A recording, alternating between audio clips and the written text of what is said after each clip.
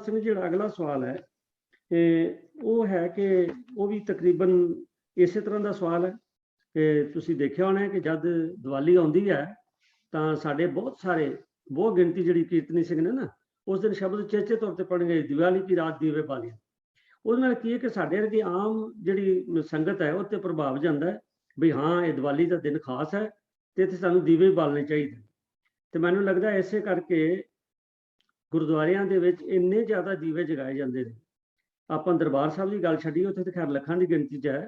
ਹਰੇਕ ਮੁਹੱਲੇ ਗਲੀ ਵਿੱਚ ਜਿੰਨੇ ਵੀ ਗੁਰਦੁਆਰੇ ਨੇ ਉਹਨਾਂ ਵਿੱਚ ਦੀਵਾਲੀ ਵਾਲੇ ਦਿਨ ਬੜੇ ਦੀਵੇ ਜਗਾਏ ਜਾਂਦੇ। ਸਾਡੇ ਲਾਗੇ ਇੱਥੇ ਗੁਰਦੁਆਰਾ ਹੈ ਮਤਲਬ ਵੀ ਉਹ ਹੈ ਤਾਂ ਉਹਨਾਂ ਦਾ ਡੇਰੇਦਾਰਾਂ ਦਾ ਉਹਨਾਂ ਨੇ ਉਚੇਚਾ ਉਹ ਇਨਕਲੋਜ਼ਰ ਬਣਾਇਆ ਦੀਵਾਲੀ ਤੋਂ 2 ਦਿਨ ਪਹਿਲੇ ਬਈ ਇੱਥੇ ਤਾਂ ਜੇ ਆ ਕੇ ਲੋਕ ਮੋਮਬੱਤੀਆਂ ਜਗਾਉਣ ਕਿਉਂਕਿ ਹਵਾ ਚੱਲਦੀ ਨਾ ਤੇਜ਼ ਜੀ ਤੇ ਉਹਨਾਂ ਨੇ ਬਕਾਇਦਾ ਇਨਕਲੋਜ਼ਰ ਬਣਾਇਆ। ਮਤਲਬ ਇਹਦਾ ਮਤਲਬ ਹੈ ਵੀ ਇਸ ਗੱਲ ਦੀ ਕਿੰਨੀ ਇੰਪੋਰਟੈਂਸ ਹੈ। ਪਰ ਆਇਆ ਇਹ ਜਿਹੜੀ ਭਾਈ ਗੁਰਦਾਸ ਜੀ ਦੀ ਵਾਰ ਚੋਂ ਜਿਹੜੀ ਇਹ ਤੁਕ ਹੈ ਦੀਵਾਲੀ ਕੀ ਰਾਤ ਦੀ ਬਾਲੀਆਂ ਇਹਦਾ ਅਸਲ ਮਨੋਰਥ ਕੀ ਹੈ ਮੈਂ ਵੀਰ MP ਸਿੰਘ ਨੂੰ ਬੇਨਤੀ ਕਰਾਂਗਾ ਵੀ ਕਿਰਪਾ ਕਰਕੇ ਸੰਗਤਾਂ ਨਾਲ ਸਾਂਝੀ ਕਰਨ। ਵੀਰ MP ਸਿੰਘ। ਵਾਹਿਗੁਰੂ ਜੀ ਕਾ ਖਾਲਸਾ ਵਾਹਿਗੁਰੂ ਜੀ ਕੀ ਫਤਿਹ। ਸੋ ਜਿਸ ਵਾਰ ਵਿੱਚੋਂ ਦੀ ਵਾਰ ਦੀ ਪੌੜੀ ਵਿੱਚੋਂ ਇਹ ਸਵਾਲ ਕੀਤਾ ਗਿਆ ਹੈ ਉਹ ਭਾਈ ਗੁਰਦਾਸ ਜੀ ਦੀ 19ਵੀਂ ਵਾਰ ਦੀ 6ਵੀਂ ਪੌੜੀ ਹੈ ਜੋ ਸਕਰੀਨ ਤੇ ਆਪ ਜੀ ਦੇ ਸਾਹਮਣੇ ਡਿਸਪਲੇ ਹੋ ਰਹੀ ਹੈ। तो पहला पूरी पौड़ी का एक बारी पाठ असी कर लेंदे हाँ ते उस तो बाद उहदे अर्थ समझण का यतन करते हाँ कि ये असल ये अर्थ है की ने। तो पौड़ी है दिवाली दी रात दीवे बालियन तारे जात सनात अंबर भालियन फुल्लां दी बागात चुन चुन चालियन तीरथ जाति जात नैन निहालियन हर चंदौरी चाहत वसाए उचालियन गुरमुख सुख फलदात शब्द संभालियन गुरमुख सुख फलदात शब्द संभालियन। वारां दे विच जिन्हां ने भी ध्यान नाल पाठ कीता होएगा उन्होंने इस गल नूं नोटिस कीता होएगा कि वारां दीयां पौड़ियां दा जो मुख भाव हुंदा है जो असल सुनिया हुंदा है वो पौड़ी दी आखिरी पंक्ति च हुंदा है कि पहलियां जिहड़ियां पंक्तियां हुंदियां हन वो उसे भाव नूं खोलण वास्ते उहदियां मिसालां एग्जाम्पल वगैरह दे के गल नूं समझाउण दा यतन कीता जांदा है। आखिरी पंक्ति जिहड़ी हुंदी है वो मेन मैसेज जिहड़ा है उस पौड़ी दे अखीरली पंक्ति च हुंदा है। तो इस चीज़ नूं ध्यान च रखदियां होइयां ये जिहड़ी गुरमुख सुख फलदात शब्द संभालियन वाली पंक्ति है इहनूं सानूं उचेचे तौर ते ध्यान विच रखण दी जरूरत है। और इस पंक्ति का जो अर्थ भाव है कि असल में जो जीवन का सुख फल शब्द की दात है वो है प्रभु का नाम ते उस चीज़ नूं गुरु दे जड़े श्रद्धालु सिख हैं गुरु दे शरण विच आए हुए गुरमुख जन हैं वो संभाल के रखते हैं। तो ये अखीरली पंक्ति जड़ी है ये मैसेज देंदी है। पहलियां पंक्तियों दे विच जड़ियां ने वो मिसालां दे के इस भाव की जड़ी इंपॉर्टेंस है उन्हों फिर अगे एक्सप्लेन किया जाएगा। जिस वजह करके ये शब्द पढ़िया जाता है वो है पहली पंक्ति भी दिवाली दी रात दीवे बालियन। हुण सोचण वाली गल है कि अखीर अर्थ भाव या मैसेज जड़ा है वो तो है आखिरी पंक्ति च ते साडे रागी सिंह जड़े हैं वो टेक बना लेंदे हैं पहली पंक्ति नूं जिहड़ी कि सिर्फ एक एग्जाम्पल है। इसकी वजह यही है कि साडे च एक बहुत प्रचलित परपाटी जी बन गई है कि भी असी अखरां दे मगर जांदे हां ते उन्हां दे नाल जोड़ के ते जिहड़ा भी कोई साडा कोई दुनियावी कर्म कांड दुनियावी कारज हुंदा है ना ਉਹਦੇ ਨਾਲ ਉਹਨੂੰ जोड़ के ਤੇ ਅਸੀਂ ਇਹ ਸਮਝ ਲੈਂਦੇ ਹਾਂ कि भी ਇਹ वाला शब्द इस मौके वास्ते खास ढुकवां है। जिवें कुड़माई का जदों मौका हुंदा है तो उचेचे तौर पर रागी लोग ना ये शब्द पढ़ते हैं कि जैसा सतगुर सुनी दा तैसो ही मैं डीठ विछड़िया मेले प्रभु हर दरगाह का बसीठ हर नामो मंत्र दिड़ाएंदा कट्टे हो मैं रोग नानक सतगुर तिना मिलाया जिन्हें तुरे पिया संजोग। लफज संजोग आ गया तो उन्होंने जोड़ दिता उन्होंने भी संजोग नाल भी रिश्ता हो गया। या ये शब्द पढ़ते हैं से संजोग करो मेरे प्यारे जित रसना हर नाम उचारे। जिहड़ा असली मैसेज है ना तुसी दोनों ही शब्दों के ध्यान करो ਕਿ ਬਈ ਜਿੱਥੇ ਵੀ ਸੰਜੋਗ ਲਫ਼ਜ਼ ਆਇਆ ਹੈ ਉੱਥੇ ਕੁੜਮਾਈ ਦੀ ਤੇ ਕੋਈ ਗੱਲ ਹੋ ਹੀ ਨਹੀਂ ਰਹੀ। ਸੇ ਸੰਜੋਗ ਕਰੋ ਮੇਰੇ ਪਿਆਰੇ ਜਿਤ ਰਸਨਾ ਹਰ ਨਾਮ ਉਚਾਰੇ।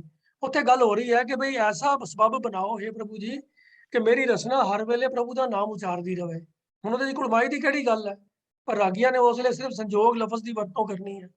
ਇਸੇ ਤਰ੍ਹਾਂ ਹੀ ਜਿਹੜਾ ਉਹ ਜੈਸਾ ਸਤਿਗੁਰ ਸੁਣੀਦਾ ਤੈਸੋ ਹੀ ਮੈਂ ਡੀਠ, ਉਹ ਸ਼ਬਦ ਜਿਹੜਾ ਹੈ ਉਹ ਵੀ ਸਤਿਗੁਰ ਦੀ ਵਡਿਆਈ ਹੈ ਕਿ ਸਤਿਗੁਰ ਜਿਹੜਾ ਹੈ ਉਹ ਆਪਣੀ ਸ਼ਰਨ ਵਿੱਚ ਪਏ ਹੋਏ ਗੁਰਸਿੱਖ ਨੂੰ ਪਰਮਾਤਮਾ ਦੇ ਨਾਲ ਮਿਲਾ ਦਿੰਦਾ ਹੈ। ਤੇ ਜਿਹੜੀ ਤਤ ਦੀ ਗੱਲ ਹੈ ਉਹ ਹੈਗੀ ਹੈ ਕਿ ਹਰ ਨਾਮੋ ਮੰਤਰ ਦਿੜਾਏਂਦਾ ਕੱਟੇ ਹਉਮੈ ਰੋਗ। ਇਹ ਅਸਲ ਉਸ ਸ਼ਬਦ ਦਾ ਮੈਸੇਜ ਹੈ। ਉਹਦੇ ਵੱਲ ਤਾਂ ਕਿਸੇ ਦਾ ਧਿਆਨ ਜਾਂਦਾ ਨਹੀਂ ਹੈ। ਉਹ ਬਸ ਇਹੀ ਗੱਲ ਕਰਦੇ ਹਨ ਜੀ ਕਿ ਨਾਨਕ ਸਤਿਗੁਰ ਤਿਨਾ ਮਿਲਾਇਆ ਜਿਨ੍ਹਾਂ ਧੁਰੇ ਪਿਆ ਸੰਜੋਗ, ਜਿਨ੍ਹਾਂ ਧੁਰੇ ਪਿਆ ਸੰਜੋਗ, ਕਿ ਬਈ ਧੁਰੋਂ ਜਿਨ੍ਹਾਂ ਦੀ ਕੋਈ ਰਿਸ਼ਤਾ ਹੋਣਾ ਸੀਗਾ ਉਹਨਾਂ ਦਾ ਰਿਸ਼ਤਾ ਹੋ ਰਿਹਾ ਹੈ। ਤੋ ਇਹ ਇਸ ਤਰੀਕੇ ਦਾ ਮਿਸਯੂਜ਼ ਅਸੀਂ ਬਹੁਤ ਜ਼ਿਆਦਾ ਗੁਰਬਾਣੀ ਦੀ ਪੰਕਤੀਆਂ ਦਾ ਕਰਦੇ ਹਾਂ। ਜਿਵੇਂ ਆਨੰਦ ਕਾਰਜ ਵੇਲੇ ਪੱਲੇ ਦੇ ਵੇਲੇ ਵੀ ਆਖੇ ਪੱਲੇ ਟਾਂਡੇ ਲੱਗੇ ਸਭ ਹੱਬੇ ਸਾਹ ਕੁੜਾਵੇ ਡਿੱਠੇ ਤੋਂ ਪੱਲੇ ਟਾਂਡੇ ਲੱਗ ਗਈ। ਉੱਥੇ ਗੱਲ ਹੀ ਨਹੀਂ ਹੋ ਰਹੀ ਕੋਈ ਲੜਕੀ ਲੜਕੇ ਦੇ ਪੱਲੇ ਲੱਗਣ ਦੀ, ਇਹਦਾ ਗੱਲ ਹੋ ਰਹੀ ਹੈ ਉਸਤਤ ਨਿੰਦਾ ਨਾਨਕ ਜੀ ਮੈਂ ਹੱਬ ਵੰਜਾਈ ਛੋੜਿਆ ਹੱਬ ਕਿਛ ਤਿਆਗੀ ਹੱਬੇ ਸਾਹ ਕੁੜਾਵੇ ਡਿੱਠੇ ਤੋਂ ਪੱਲੇ ਟਾਂਡੇ ਲੱਗ ਗਈ। ਉੱਥੇ ਅਵਗੁਣਾ ਦੀ ਤਿਆਗ ਕਰਨ ਦੀ ਗੱਲ ਹੋਈ ਹੈ ਤੇ ਉਹਨੂੰ ਚੁੱਕ ਕੇ ਜੋੜ ਦਿੰਦੇ ਹਨ ਕੁੜੀ ਮੁੰਡੇ ਦੇ ਵਿਆਹ ਦੇ ਪੱਲੇ ਦੇ ਨਾਲ ਜੋੜਨ ਦਾ, ਔਰ ਉਚੇਚੇ ਤੌਰ ਤੇ ਉੱਤੇ ਉਸ ਇਹਨਾਂ ਪੰਕਤੀਆਂ ਦਾ ਉੱਥੇ ਕੀਰਤਨ ਕੀਤਾ ਜਾਂਦਾ ਹੈ। ਹਾਲਾਂਕਿ ਜਿਹੜੀ ਇਸ ਇਹ ਪੰਕਤੀ ਦੀ ਜੋ ਸ਼ੁਰੂਆਤ ਹੁੰਦੀ ਹੈ ਉਸਤਤ ਨਿੰਦਾ ਨਾਨਕ ਜੀ ਮੈਂ ਹੱਬ ਵੰਜਾਈ, ਉਹ ਉਸ ਗੱਲ ਨੂੰ ਉਹਦੇ ਵੱਲ ਤੇ ਧਿਆਨ ਹੀ ਨਹੀਂ ਜਾਂਦਾ। ਉਹ ਲਾਈਨ ਨੂੰ ਤਾਂ ਐਵੇਂ ਕਾਲੀ ਕਾਲੀ ਚ ਪੜ ਜਾਂਦੇ ਤੇ ਕਈ ਭੁੱਲ ਵੀ ਜਾਂਦੇ ਨੇ, ਪੜ੍ਹਦੇ ਹੀ ਨਹੀਂ ਇਹ ਵਾਲੀ ਲਾਈਨ, ਬਸ ਹੱਬੇ ਸਾਹ ਕੁੜਾਵੇ ਡਿੱਠੇ ਤੋਂ ਪੱਲੇ ਟਾਂਡੇ ਲੱਗੀ ਪੜ੍ਹ ਕੇ ਕੰਮ ਮੁਕਾ ਦਿੰਦੇ ਆ। तो मेरा ये वाली गल्लां करन दा भाव मैसेज ये है कि बई ਅਸੀਂ ਲੋਕ ਪੰਕਤੀਆਂ ਦੇ ਵਿੱਚ ਜਿਹੜੇ ਸਾਡੀ ਮਨਮਰਜ਼ੀ ਦੇ ਲਫ਼ਜ਼ ਹੁੰਦੇ ਹਨ ਉਹਨਾਂ ਲਫ਼ਜ਼ਾਂ ਦੇ ਨਾਲ ਆਪਣਾ ਧਿਆਨ ਜੋੜ ਲੈਂਦੇ ਆ ਤੇ ਜਿਹੜੇ ਉਹਦੇ ਵਿੱਚ ਅਰਥ ਹੁੰਦੇ ਹਨ ਜੋ ਅੱਗੇ ਪਿੱਛੇ ਪੰਕਤੀਆਂ ਹੁੰਦੀਆਂ ਜੋ ਮੈਸੇਜ ਹੁੰਦਾ ਸ਼ਬਦ ਦਾ ਉਹਨੂੰ ਅਸੀਂ ਬਿਲਕੁਲ ਇਗਨੋਰ ਕਰ ਦਿੰਦੇ ਹਾਂ। ਉਹੀ ਕੰਮ ਇਸ ਭਾਈ ਗੁਰਦਾਸ ਜੀ ਦੀ ਵਾਰ ਦੀ ਪੌੜੀ ਦੇ ਨਾਲ ਵੀ ਕੀਤਾ ਜਾਂਦਾ ਹੈ ਕਿ ਜਿਹੜਾ ਪੌੜੀ ਦੀ ਵਾਰ ਦਾ ਜੋ ਵਾਰ ਦੀ ਜੋ ਪੌੜੀ ਦਾ ਜੋ ਮੈਸੇਜ ਹੈ ਉਹ ਹੈ ਕਿ ਜੀਵਨ ਦਾ ਸੁਖ ਫਲ ਜੋ ਪ੍ਰਭੂ ਦਾ ਨਾਮ ਹੈ ਗੁਰਮੁਖ ਜਨ ਜਿਹੜੇ ਹਨ ਉਸੇ ਦੀ ਸੰਭਾਲ ਕਰਦੇ ਹਨ। ਇਸ ਗੱਲ ਵੱਲ ਤਾਂ ਕਿਸੇ ਦਾ ਧਿਆਨ ਜਾਂਦਾ ਨਹੀਂ ਕਿਉਂਕਿ ਉਹਨਾਂ ਨੇ ਟੇਕ ਬਣਾ ਲੈਣੀ ਹੈ ਦੀਵਾਲੀ ਦੀ ਰਾਤ ਦੀਵੇ ਬਾਲੀਆਂ। ਔਰ ਉਹ ਹੁਣ ਭਾਈ ਗੁਰਦਾਸ ਜੀ ਨੇ ਕਿਉਂ ਪੰਕਤੀ ਉਚਾਰੀ ਉਹ ਹੁਣ ਅਸੀਂ ਇੱਕ ਇੱਕ ਪੰਕਤੀ ਦੇ ਅਰਥ ਕਰਕੇ ਸਮਝਦੇ ਹਾਂ ਤੇ ਫਿਰ ਗੱਲ ਕਲੀਅਰ ਹੋ ਜਾਏਗੀ।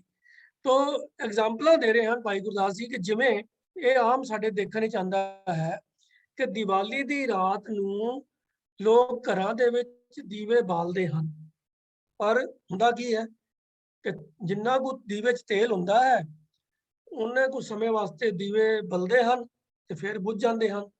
तो कोई दीवा घंटा को चलता है कोई 2-3 घंटे चल जाता है वक्त तो बाद इन्ना कोई चलता है। कोई बहुत बड़ा दीवा होएगा तो 4-5 घंटे चल जाएगा इस तो बाद तक कोई चलता नहीं दीवा जो ही तेल मुकता है दीवा बुझ जाता है। तो भाई गुरदास जी ये मैसेज दे रहे हैं कि जिस तरह दीवे दिवाली की रात को लोग बालते हैं पर वो दीवे कुछ समय के बाद मुक जाते हैं भाव थोड़े चिर वास्ते होंगे हैं परमानेंट नहीं होंगे। फिर अगली मिसाल देंगे हैं कि जिन्ने भी छोटे वड्डे तारे आसमान में निकल के चमकते हैं लिशकते हैं ज्यों ही रात मुकती है पौ फुटाला होंदा है तो दिन चढ़ते ही तारे सारे जड़े हैं वो अलोप हो जाते हैं नज़र नहीं आते। तीसरी मिसाल देंदे ने कि बागां दे विच अलग-अलग तरह के फुल खिड़दे ने पर थोड़ा चिर ही वो पूरे फुल खिड़े रहंदे ने या तो उन्होंने माली तोड़ के चुन के लै जाता है या फिर वो कुछ समय तो बाद अपने कुदरती समा पूरा करके मुरझा जाते हैं तो गिर जाते हैं। बहुतात जो खिड़े हुए फुल होंगे हैं माली उन्होंने चुन के लै तोड़ के ही लै जाते हैं भावें वो तोड़ के माली लै जाए तो भावें वो समा पूरा होने ते मुरझा के टुट जान। फुलों की जी हस्ती है होंद है वो थोड़े ही समय वास्ते होंगी है। इस तरह ही चौथी मिसाल देंगे हैं कि तीर्थ स्थानों के उत्ते यात्रियों के टोले आते हैं यात्रा करने वास्ते तीर्थ जाति जात वो जाते हैं उत्थे तीर्थां ते सारे लोग वेखते हैं पर वो जाके उत्थे कोई घर बसा के रह तो नहीं चाहते कि असीं हुण तीर्थ ते ही वसना है। तीर्थ यात्रा ते आते हैं कुछ दिन रहिंदे हैं कोई एक दिन रहिंदा है कोई 2-4 दिन रहिंदा है फिर अपना जदों उन्होंने लगता है भी साडा दर्शन करन दा काम पूरा हो गया जो असीं इत्थे ਕੋਈ ਕਰਮ ਕਾਂਡ ਕਰਨੇ ਸੀ ਉਹ ਕਰ ਲਏ ਨੇ ਤੇ ਫਿਰ ਉਹ ਆਪਣਾ ਤੁਰ ਜਾਂਦੇ ਨੇ, ਜਾਂ ਜਿਸ ਖਾਸ ਮੌਕੇ ਦੇ ਵਾਸਤੇ ਉਹ ਉਚੇਚੇ ਤੌਰ ਦੇ ਉੱਤੇ ਵੀਰਾਂ ਕੱਟ ਕੇ ਤੀਰਥਾਂ ਤੇ ਆਉਂਦੇ ਨੇ। ਜਦੋਂ ਉਹ ਮੌਕਾ ਖਤਮ ਹੋ ਜਾਂਦਾ ਤੇ ਖਾਲੀ ਕਰਕੇ ਚਲੇ ਜਾਂਦੇ ਨੇ ਤੀਰਥ ਸਥਾਨ, ਫਿਰ ਸੁੰਝੇ ਹੋ ਜਾਂਦੇ ਨੇ, ਖਾਲੀ ਹੋ ਜਾਂਦੇ ਨੇ। ਇਸੇ ਤਰ੍ਹਾਂ ਹੀ ਪੰਜਵੀਂ ਮਿਸਾਲ ਦਿੰਦੇ ਨੇ ਕਿ ਇੱਕ ਜਿਵੇਂ ਮਨੌਤ ਹੈ ਪੁਰਾਣੇ ਧਰਮ ਗ੍ਰੰਥਾਂ ਦੇ ਵਿੱਚ ਵੀ ਔਰ ਇਹਨਾਂ ਦੇ ਹਿੰਦੂ ਲਿਟਰੇਚਰ ਦੇ ਵਿੱਚ ਆਮ ਮਿਲਦੀ ਹੈ ਕਿ ਇੱਕ ਹਰਚੰਦੋਰੀ ਹੁੰਦੀ ਹੈ ਜਿਹੜੀ ਹਰੀਚੰਦ ਰਾਜੇ ਦੀ ਨਗਰੀ ਹੈ। ਉਹ ਕਹਿੰਦੇ ਹਨ ਕਿ ਉਹ ਅਸਮਾਨ ਦੇ ਵਿੱਚ ਉਹ ਘੁੰਮਦੀ ਫਿਰਦੀ ਹੈ, ਭਟਕਦੀ ਰਹਿੰਦੀ ਹੈ, ਤੇ ਉਹਦੀ ਝਲਕ ਜਿਹੜੀ ਹੈ ਨਾ ਉਹ ਦਿਖਾਵੇ ਮਾਤਰ ਕਿਸੇ ਕਿਸੇ ਵੇਲੇ ਨਜ਼ਰ ਆਉਂਦੀ ਹੈ ਤੇ ਫਿਰ ਉਹ ਖਤਮ ਹੋ ਜਾਂਦੀ ਹੈ, ਮੁੜ ਕੇ ਉਹ ਨਜ਼ਰ ਨਹੀਂ ਆਉਂਦੀ। ਤੇ ਜਿਸ ਤਰ੍ਹਾਂ ਹਰਚੰਦੋਰੀ ਦੀ ਹੋਂਦ ਜਿਹੜੀ ਹੈ ਨਾ ਉਹ ਵੀ ਸ਼ਾਰਟ ਲਿਵਡ ਹੈ, ਬਹੁਤ ਥੋੜੇ ਸਮੇਂ ਵਾਸਤੇ ਹੁੰਦੀ ਹੈ। ਤੋ ਇਹ ਸਾਰੀਆਂ ਪੰਜ ਮਿਸਾਲਾਂ ਦੇ ਕੇ ਭਾਈ ਗੁਰਦਾਸ ਜੀ ਸਮਝਾਉਂਦੇ ਨੇ ਕਿ ਬਈ ਇਹ ਸਾਰੀਆਂ ਚੀਜ਼ਾਂ ਜਿਹੜੀਆਂ ਨੇ ਇਹਨਾਂ ਦੇ ਉੱਤੇ ਬੰਦਾ ਭਰੋਸਾ ਨਹੀਂ ਕਰ ਸਕਦਾ ਕਿ ਵੀ ਇਹ ਟਿਕਣਗੀਆਂ। ਨਾ ਦੀਵਾਲੀ ਦੀ ਰਾਤ ਵਾਲੇ ਦੀਵੇ ਬਹੁਤਾ ਟਾਈਮ ਟਿਕਦੇ ਨੇ, ਨਾ ਅਸਮਾਨ ਦੇ ਤਾਰੇ ਲੰਮਾ ਸਮਾਂ ਟਿਕਦੇ ਨੇ। ਉਹ ਰਾਤ ਮੁੱਕਦੀ ਹੈ, ਉਹ ਫੁਟਾਲਾ ਹੁੰਦਾ ਹੈ ਤੇ ਜਿਉਂ ਹੀ ਸੂਰਜ ਚੜ੍ਹਨ ਲੱਗਦਾ ਹੈ ਤਾਰੇ ਅਲੋਪ ਹੋ ਜਾਂਦੇ ਹਨ। ਬਾਗਾਂ ਦੇ ਵਿੱਚ ਫੁੱਲ ਵੀ ਬਹੁਤ ਥੋੜੇ ਸਮੇਂ ਵਾਸਤੇ ਰਹਿੰਦੇ ਨੇ, ਤੋੜ ਲਏ ਜਾਂਦੇ ਹਨ। ਤੀਰਥ ਸਥਾਨਾਂ ਦੇ ਉੱਤੇ ਯਾਤਰੀ ਵੀ ਥੋੜੇ ਸਮੇਂ ਵਾਸਤੇ ਜਾਂਦੇ ਨੇ, ਫਿਰ ਮੁੜ ਕੇ ਆਪਣੇ ਘਰਾਂ ਨੂੰ ਵਾਪਸ ਚਲੇ ਜਾਂਦੇ ਨੇ। ਤੇ ਹਰਚੰਦੋਰੀ ਤੇ ਜੋ ਭਾਵੇਂ ਇਤਿਹਾਸਕ ਵਸਤੂ ਹੈ ਉਹਦੀ ਤਾਂ ਹੋਂਦ ਹੀ ਬਹੁਤ ਥੋੜੇ ਸਮੇਂ ਦੀ ਹੈ, ਤਾਂ ਉਹ ਜਿਹੜੀ ਹੈ ਉਹਦੀ ਵੀ ਕੋਈ ਹੋਂਦ ਕੋਈ ਉਹਦੇ ਤੇ ਭਰੋਸਾ ਨਹੀਂ ਕੀਤਾ ਜਾ ਸਕਦਾ। ਤੋ ਇਹਨਾਂ ਸਾਰੀਆਂ ਚੀਜ਼ਾਂ ਦੇ ਉੱਤੇ ਵਿਸ਼ਵਾਸ ਨਾ ਕਰਕੇ, ਇਹਨਾਂ ਦੇ ਸਹਾਰੇ ਨਾ ਰਹਿ ਕੇ ਗੁਰਸਿੱਖ ਜਿਹੜੇ ਹਨ ਉਹ ਕੇਵਲ ਤੇ ਕੇਵਲ ਸ਼ਬਦ ਦੇ ਨਾਲ, ਨਾਮ ਦੇ ਨਾਲ ਸੁਰਤ ਜੋੜਦੇ ਹਨ, ਜਿਹਦੇ ਤੋਂ ਜੋ ਉਹਨਾਂ ਨੂੰ ਸੁੱਖ ਫਲ ਦੀ ਦਾਤ ਮਿਲਦੀ ਹੈ ਉਹ ਸਦੀਵੀ ਹੁੰਦੀ ਹੈ ਔਰ ਉਹ ਉਸੇ ਦੀ ਸੰਭਾਲ ਕਰਦੇ ਹਨ। ਕਿਉਂਕਿ ਪ੍ਰਭੂ ਦਾ ਨਾਮ ਐਸਾ ਹੈ ਜਿਹੜਾ ਕਿ ਕਦੀ ਵੀ ਨਾਸ਼ ਹੋਣ ਵਾਲਾ ਨਹੀਂ ਹੈ, ਸਦੀਵੀ ਹੈ। ਤੋ ਇਹ ਕੰਟਰਾਸਟ ਜਿਹੜਾ ਹੈ ਇਸ ਪੌੜੀ ਚ ਭਾਈ ਗੁਰਦਾਸ ਜੀ ਨੇ ਸਮਝਾਇਆ ਹੈ। ਇਹਦੇ ਵਿੱਚ ਹੁਣ ਦੀਵਾਲੀ ਦੀ ਰਾਤ ਦੀ ਦੀਵੇ ਬਾਲਣ ਦੀ ਜਿਹੜੀ ਗੱਲ ਹੈ ਉਹ ਕੇਵਲ ਇੱਕ ਮਿਸਾਲ ਦੇ ਵਜੋਂ ਵਰਤੀ ਗਈ ਹੈ। ਔਰ ਉਸ ਪੰਕਤੀ ਦਾ ਅਰਥ ਵੀ ਇਹ ਹੈ ਕਿ ਦੀਵਾਲੀ ਦੀ ਰਾਤ ਲੋਕੀ ਦੀਵੇ ਬਾਲਦੇ ਹਨ। ਇਹ ਇੱਕ ਸਟੇਟਮੈਂਟ ਆਫ ਫੈਕਟ ਹੈ ਕਿ ਭਈ ਹਾਂ ਲੋਕੀ ਬਾਲਦੇ ਨੇ। ਇਹਦਾ ਇਹ ਕਦਾਚਿਤ ਵੀ ਭਾਵ ਨਹੀਂ ਲਿਆ ਜਾ ਸਕਦਾ ਕਿ ਭਾਈ ਗੁਰਦਾਸ ਜੀ ਸਿੱਖਾਂ ਨੂੰ ਕਹਿ ਰਹੇ ਨੇ ਕਿ ਤੁਸੀਂ ਦੀਵਾਲੀ ਦੀ ਰਾਤ ਦੀਵੇ ਬਾਲਿਆ ਕਰੋ। ਉਹ ਤਾਂ ਕਹਿ ਰਹੇ ਹਨ ਵੀ ਇਹਨਾਂ ਦੀਵਿਆਂ ਦੀ ਕੋਈ ਹੋਂਦ ਹੀ ਨਹੀਂ ਹੈ, ਇਹਨਾਂ ਨੇ ਥੋੜੇ ਸਮੇਂ ਰਹਿਣਾ ਫਿਰ ਬੁੱਝ ਜਾਣਾ। ਤੋ ਇਹ ਇਸ ਪੌੜੀ ਦੇ ਅੰਦਰ ਇੱਕ ਮਿਸਾਲ ਦੇ ਤੌਰ ਦੇ ਉੱਤੇ ਦੀਵਾਲੀ ਦੀ ਰਾਤ ਦੀਵੇ ਬਾਲੇ ਜਾਣ ਦੀ ਮਿਸਾਲ ਦਿੱਤੀ ਗਈ ਹੈ। ਇਹ ਕੋਈ ਉਪਦੇਸ਼ ਨਹੀਂ ਹੈ ਕਿ ਭਈ ਦੀਵਾਲੀ ਰਾਤ ਦੀਵੇ ਬਾਲਿਆ ਕਰੋ ਜਾਂ ਬਾਲਣੇ ਚਾਹੀਦੇ ਹਨ, ਜਾਂ ਸਿੱਖਾਂ ਦੇ ਵਾਸਤੇ ਕੋਈ ਬੜੀ ਇਹ ਮਾਨਤਾ ਵਾਲੀ ਗੱਲ ਹੈ ਕਿ ਦੀਵਾਲੀ ਦੀ ਰਾਤ ਨੂੰ ਦੀਵੇ ਬਾਲਣੇ ਚਾਹੀਦੇ ਹਨ। ਨਹੀਂ, ऐसा कोई मैसेज नहीं है इस बॉडी के अंदर। जो मैसेज है कि गुरमुख सुख फल दात शब्द संभालियन, शब्द की संभाल करनी है, नाम दे नाल सुरत जोड़नी है। ये इस पौड़ी का मैसेज है। आस है कि गल स्पष्ट हो गई होगी। होइयां भुल्लां दी आप जी खिमा करनी जी। वाहिगुरू जी का खालसा ਵਾਹਿਗੁਰੂ ਜੀ ਕੀ ਫਤਿਹ। ਬਹੁਤ ਵਧੀਆ ਦੱਸਿਆ। ਜਿਹੜੀ ਪੱਤੇ ਦੀ ਗੱਲ ਹੈ ਜੀ ਕਿ ਅਸੀਂ ਅੱਖਰਾਂ ਨਾਲ ਨਹੀਂ ਜੁੜਨਾ, ਭਾਵ ਨਾਲ ਜੁੜਨਾ। ਪਰ ਹੋ ਉਲਟ ਰਿਹਾ ਬਹੁਤੇ ਥਾਵਾਂ ਤੇ ਕਿ ਅਸੀਂ ਅੱਖਰ ਜਿਹੜੇ ਨੇ, ਔਰ ਵੀਰ ਐਮ ਪੀ ਜੀ ਨੇ ਬਹੁਤ ਸਾਰੀਆਂ ਐਗਜ਼ਾਮਪਲਸ ਵੀ ਦਿੱਤੀਆਂ ਨੇ ਜਿਹੜੀਆਂ ਕਿ ਅਸੀਂ ਉਹਨਾਂ ਸ਼ਬਦਾਂ ਦੇ ਅੱਖਰਾਂ ਨੂੰ ਲੈ ਕੇ ਤੇ ਕਿਸੇ ਖਾਸ ਮੌਕੇ ਨਾਲ ਢੁਕਾ ਕੇ ਪੜ੍ਹਦੇ। ਦੇਖੋ ਬਾਣੀ ਜਿਹੜੀ ਹੈ ਕੋਈ ਜਿਤਨੀ ਗੁਰਬਾਣੀ ਹੈ ਨਾ ਜੀ, ਇਹ ਕਿਸੇ ਖਾਸ ਮੌਕੇ ਲਈ ਨਹੀਂ ਹੈ, ਇਹ ਹਰ ਮੌਕੇ ਲਈ ਹੈ। ਗੁਰਬਾਣੀ ਇਹ ਨਹੀਂ ਵੀ ਇਹ ਜਿਹੜਾ ਸ਼ਬਦ ਹੈ ਆਪਾਂ ਸੰਗਰਾਂਦ ਤੇ ਪੜ੍ਹਨਾ ਹੈ, ਬੱਸਿਆ ਤੇ ਪੜ੍ਹਨਾ ਹੈ, ਪੂਰਨਮਾਸ਼ੀ ਤੇ ਪੜ੍ਹਨਾ ਹੈ, ਵਿਆਹ ਤੇ ਪੜ੍ਹਨਾ ਹੈ, ਨਹੀਂ। ਗੁਰਬਾਣੀ ਜਿਹੜੀ ਹੈ ਗੁਰਬਾਣੀ ਦਾ ਹਰੇਕ ਅੱਖਰ ਸਾਡੇ ਹਰੇਕ ਸਵਾਸ ਨਾਲ ਪੂਰਾ ਉਤਰਦਾ ਔਰ ਉਹਦੇ ਲਈ ਸਕਾਰਗਰ ਸਾਬਤ ਹੁੰਦਾ। ਸਾਨੂੰ ਸਵਾਸ ਤੇ ਗੁਰਬਾਣੀ ਤੋਂ ਅਗਵਾਈ ਲੈਣੀ ਚਾਹੀਦੀ ਹੈ। ਉਹ ਤਾਂ ਹੀ ਹੋ ਸਕਦਾ ਸਾਨੂੰ ਗੁਰਬਾਣੀ ਦੇ ਭਾਵ ਸਮਝ ਆਉਣਗੇ। ਤਾਂ ਬੜੀ ਜ਼ਰੂਰੀ ਗੱਲ ਹੈ ਕਿ ਅੱਜ ਜਿੱਥੇ ਬਹੁਤ ਸਾਰੇ ਮਤਲਬ ਕੀਰਤਨ ਦਰਬਾਰ ਹੋ ਰਹੇ ਨੇ, ਹਰ ਗੁਰਦੁਆਰਾ ਸਾਹਿਬ ਵਿੱਚ ਮਤਲਬ ਵੀ ਕੀਰਤਨ ਹੁੰਦਾ ਤੇ ਚੰਗੀ ਗੱਲ ਹੈ, ਕੀਰਤਨ ਹੋਣਾ ਵੀ ਚਾਹੀਦਾ, ਸੁਣਨਾ ਵੀ ਚਾਹੀਦਾ, ਪਰ ਅਸਲ ਗੱਲ ਤਾਂ ਫਿਰ ਉੱਥੇ ਆ ਜਾਂਦੀ ਹੈ ਕਿ ਸਾਨੂੰ ਸਮਝਣਾ ਚਾਹੀਦਾ। ਤਾਂ ਆਓ ਸਤਿਗੁਰੂ ਅੱਗੇ ਅਰਦਾਸ ਕਰੀਏ ਕਿ ਸਾਨੂੰ ਬਾਣੀ ਦੀ ਸਮਝ ਆਵੇ ਤੇ ਫਿਰ ਇਹ ਜਿਹੀਆਂ ਗੱਲਾਂ ਨੇ ਇਹ ਨਹੀਂ ਆਉਣਗੀਆਂ। ਪਰ ਇਹਦੇ 'ਚ ਇੱਕ ਗੱਲ ਜਿਹੜੀ ਵੱਡੀ ਕੌਮ ਲਈ ਤਰਾਸਦੀ ਦੀ ਗੱਲ ਇਹ ਹੈ ਕਿ ਸਾਡੇ ਜਿਹੜੀ ਪ੍ਰਚਾਰਕ ਸ਼੍ਰੇਣੀ ਹੈ ਉਹਨਾਂ ਨੂੰ ਪਹਿਲੇ ਟ੍ਰੇਨਿੰਗ ਹੋਣੀ ਬੜੀ ਜ਼ਰੂਰੀ ਹੈ। ਜਿਵੇਂ ਮੈਂ ਪਹਿਲੇ ਬੇਨਤੀ ਕੀਤੀ ਹੈ ਕਿ ਦੀਵਾਲੀ ਵਾਲੇ ਦਿਨ ਤੁਸੀਂ ਦੇਖੋਗੇ ਕਿ ਬਹੁਤ ਸਾਰੇ ਜਿਹੜੇ ਸਿੰਘ ਨੇ, ਕੀਰਤਨੀ ਸਿੰਘ ਨੇ, ਉਹ ਇਸ ਸ਼ਬਦ ਦੀ ਜ਼ਰੂਰ ਮਤਲਬ ਵੀ ਇਹ ਜਿਹੜੀ ਭਾਈ ਗੁਰਦਾਸ ਜੀ ਦੀਆਂ ਤੁਕਾਂ ਨੇ ਇਹ ਜ਼ਰੂਰ ਪੜ੍ਹਦੇ ਨੇ। ਔਰ ਦਰਬਾਰ ਸਾਹਿਬ ਜੋ ਸਾਡਾ ਕੇਂਦਰੀ ਸਥਾਨ ਹੈ ਉੱਥੇ ਤੁਸੀਂ ਦੇਖ ਲਓ ਵੀ ਸਾਰੇ ਦਿਨ 'ਚ ਅਗਰ 6 ਰਾਗੀ ਸਿੰਘ ਨੇ ਉਹਨਾਂ 'ਚ 5 ਨੇ ਜ਼ਰੂਰ ਇਹ ਸ਼ਬਦ ਪੜ੍ਹਨੇ, ਦੀਵਾਲੀ ਕੀ ਰਾਤ ਦੀਵੇ ਬਾਲੇ। ਔਰ ਇੱਕ ਰਾਗੀ ਸਿੰਘ ਹੋਰ ਵੀ ਨੇ, ਜਿਸ ਵੇਲੇ ਬਸੰਤ ਦਾ ਮਹੀਨਾ ਆਉਂਦਾ ਹੈ ਤਾਂ ਕੋਈ ਭਾਈ ਗੁਰਦਾਸ ਜੀ ਦੀ ਵਾਰਾਂ ਚੋਂ ਤੁਕ ਦਾ ਜਿੱਥੇ ਮਤਲਬ ਗੁੱਡੀ ਤੇ ਚੜ੍ਹਨ ਦੀ ਗੱਲ ਆਉਂਦੀ ਹੈ, ਉਹ ਮਤਲਬ ਗੁੱਡੀ ਉਡਾਉਣ ਦੀ ਉਹ ਜ਼ਰੂਰ ਪੜ੍ਹਨੀ।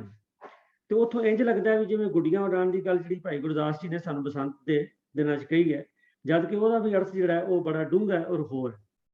ਤੋ ਆਓ ਸਤਸੰਗਿਓ ਆਪਾਂ ਸ਼ਬਦ ਭਾਵ ਨਾਲ ਜੁੜੀਏ। ਔਰ ਹੁਣ ਤੱਕ ਠੀਕ ਹੈ, ਮਨੁੱਖ ਸਾਰੀ ਉਮਰ ਸਿੱਖਦਾ ਹੀ ਸਿੱਖਦਾ, ਤੇ ਹਰ ਰੋਜ਼ ਅਸੀਂ ਵੀ ਇਸ ਕਲਾਸ ਚੋਂ ਕੁਛ ਨਾ ਕੁਛ ਸਿੱਖ ਕੇ ਜਾਂਦੇ ਹਾਂ। ਸਤਿਗੁਰੂ ਜੀ ਕਿਰਪਾ ਕਰਨ ਕਿ ਜੋ ਅਸੀਂ ਸਿੱਖਦੇ ਹਾਂ ਉਹ ਸਾਡੇ ਅਮਲ ਵਿੱਚ ਵੀ ਆਵੇ। ਤੋ MP ਸਿੰਘ ਜੀ, ਆਪ ਜੀ ਦਾ ਬਹੁਤ ਬਹੁਤ ਧੰਨਵਾਦ।